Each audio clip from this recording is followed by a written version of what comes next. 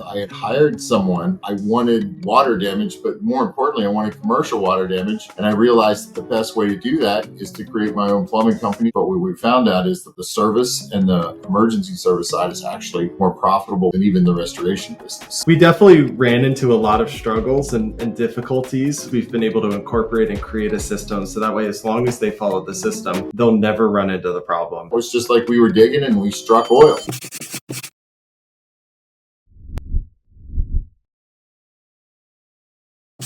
Hi, Rocky. Hi, Cameron. It's an awesome opportunity to have you here on the show today. I kind of, in preparation of the call, I just related to so many things from kind of your business experience and your life. So I'm hugely excited to be here with the two of you today. Well, thanks for having us on. We're excited too. We love you and we love your company and what you guys are putting together, and happy to be on here. Cool. So, I mean, on this one, because I don't put it out there that much, but I think in the context of us three speaking today, it might be some valuable information. So, I mean, I kind of come from a family business of restoration and renovation as well here in Germany. And I had kind of my early experience as a project manager. I kind of encountered magicplan and then was able to acquire the company and build that out as a separate stream next to the family business. So the two of you, I think it's similar but different. And what was kind of the key question or highlight question I had? I mean, typically it's the younger generation venturing out, doing something new, and then kind of setting sails on their own. And now, Rocky, you are basically joining Cameron back at his business, and that seems like a interesting dynamic. Maybe you can take us a little bit on that journey and what were the feelings involved in that? Well, I'll let Cameron do most of the talking on this one because honestly, it was never a goal for me to bring him in. I wanted him to walk his own journey. So sometimes life just kind of happens. So, but he started out in the restoration business. Cameron, do you mind kind of going into that and telling your journey, and I'll fill in the backside of things. Absolutely. So I grew up in the restoration business. So just working for the family business, which is Icon. Worked through it all throughout, really even middle school and high school. So Rocky had a philosophy where he did not believe in free time. So if I wasn't at a friend's house, if I was at home, I was working. So in middle school, I did a lot of, cleaning blowers and sweeping the shop. But then in high school, I got to go out and do jobs. So I always loved water. Water was my passion. And we had a rule that if I worked more than 12 hours, I got to miss school the next day. So anytime there was a freeze or a cat event, I would mysteriously get the flu. And then I started my own landscaping business, went to college. And when I graduated, actually, it really just worked out. But Rocky was the idea man and had the idea for One Tom-Plumber. Yep. And I had put it all together and was getting ready to go live. I had hired someone to come in and run it that had plumbing experience. Because I thought that's what I was supposed to do. Found out that he brought some stuff from his previous employer, fired him. And so I was like, okay, I guess I'm going to have to do this and myself because I wasn't planning on doing it. I just wanted to put in the money, the idea, and be the driving force and put in, manage it from a helicopter. And Cameron came in and was talking about just going ahead and open his own company out of college. And I was like, why don't you help me get this up and going?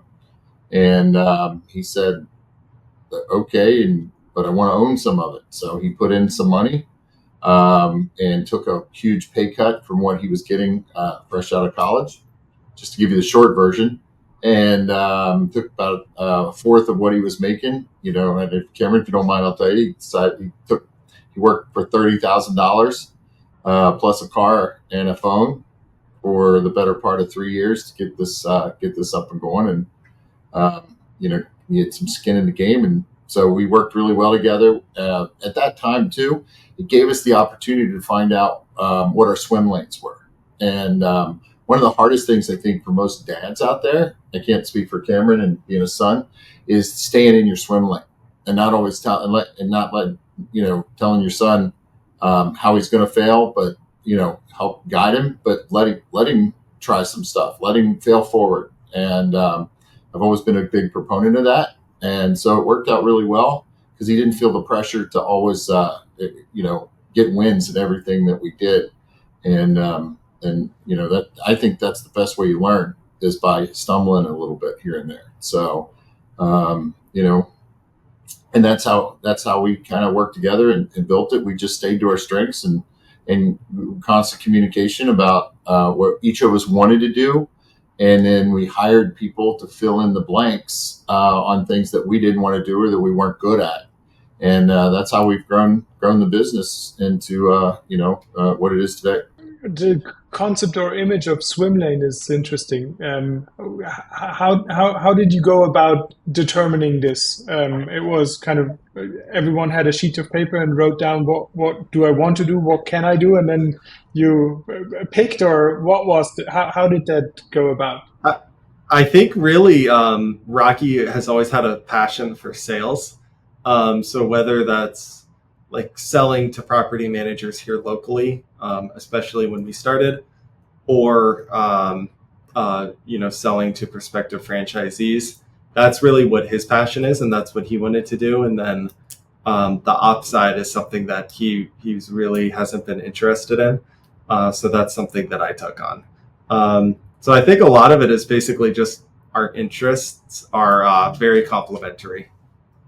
Okay, I mean, that really is pretty much the same for me and my dad. Not that we are working that closely in the same domain now, but he Mm-hmm. is selling anything, and I'm more about the ops and say, okay, how do we get that in order and actually, drive in the right direction. Cool. But then, let's jump from this selling. Rocky, you had this idea of, okay, I don't want to sell kind of like or grow my business, an existing business, but you said, okay, I have a separate venture that is basically a bolt on to something that I have, and that way can sell new services to a new market, new audience. That's how I understood it. Yeah, absolutely. And I had the experience of owning a bolt-on. If anybody, most people don't know when we bring them in for Discovery Day what a bolt-on franchise is. And the best way to describe it is you got a Love's and a McDonald's. Love's goes out and buys a McDonald's franchise and then bolts it on to their truck stop. Okay. So when you're driving down the road and you see, you're hungry and you see the Golden Arches, you pull in, and even if you got a half tank of gas, you still fill up.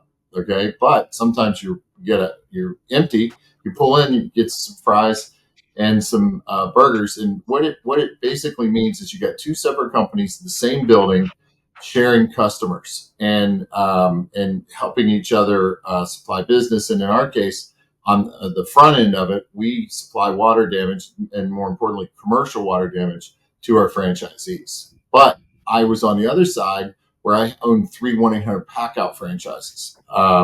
And Icon Property Rescue was supplying them the leads. They would come to Icon first and move it forward. And we built that up and sold that off in 2020, right during COVID. So, so I always loved that concept of a bolt-on. So when I was kind of putting it all together, I wanted water damage, but more importantly, I wanted commercial water damage. And I realized that the best way to do that is to create my own plumbing company so I could create my own leads. And plumbing is a lot easier to sell to get in these commercial spaces. And once we had that customer, it was like the Loves and the McDonald's, we were able to just transpose it over and create all these new leads for our restoration company. And then once that started working here for us at Icon, I decided that I had a few people that wanted to be, that wanted me to share it with them. And we decided to franchise. And We went live 3.5 years ago in March, and we've got 82 signed. We've got 3 scheduled to sign, and we've got 1 in Canada signed, and we've got 3 more in Canada signing. So we'll probably finish the year out somewhere in the lower 90s. We're shooting for a hundo, but the problem is for us is that we've got a 42% turn down rate because we are very particular about who we onboard. It's more about fit. We've turned down $30 million restoration companies that we didn't think were systems driven, sales driven organizations. And not to get too deep into the weeds here, but one of the things that you'll find is that we fancy ourselves as a sales organization that does plumbing and a sales system that does plumbing, because it's all about bringing in the plumbing so that you can get more restoration. But what we found out is the plumbing, especially the service and the emergency service side, is actually more profitable from a percentage standpoint than even the restoration business. So it was just, it was like we were digging and we struck oil, and now, we're pumping it out, and we call this pink gold, not black gold like oil, but this is pink gold. So we're rocking and rolling. And but Cameron was the one. He ran the day to day, and I think it's important that people know that. From the day one, I wasn't really involved in the interior of the business. And like Cameron said, he runs the operations from literally day one. He started, and why don't you tell that journey about how you started in Columbus, and then from there. Absolutely. So we started one Tom-Plumber. It was right across the street from Icon, which was the family business, and just we definitely ran into a lot of struggles and difficulties, which fortunate for our franchisees, we've been able to incorporate and create a system. So that way, as long as they follow the system, they'll never run into the problems that we have. But, just started originally with just one plumber, learned how to recruit plumbers. A lot of plumbers have very big egos, so it can be difficult to recruit them, but we created a system and have got very good at that. And then really just built Cincinnati up where it was profitable, and just a well-oiled machine. I moved to Columbus by myself and rented an apartment up there and started that location, got it to the point where it was consistently profitable as well. And then moved back to Cincinnati. We sold the Columbus location actually before I moved back. And then really have just been franchising and then trying to grow our corporate locations as well.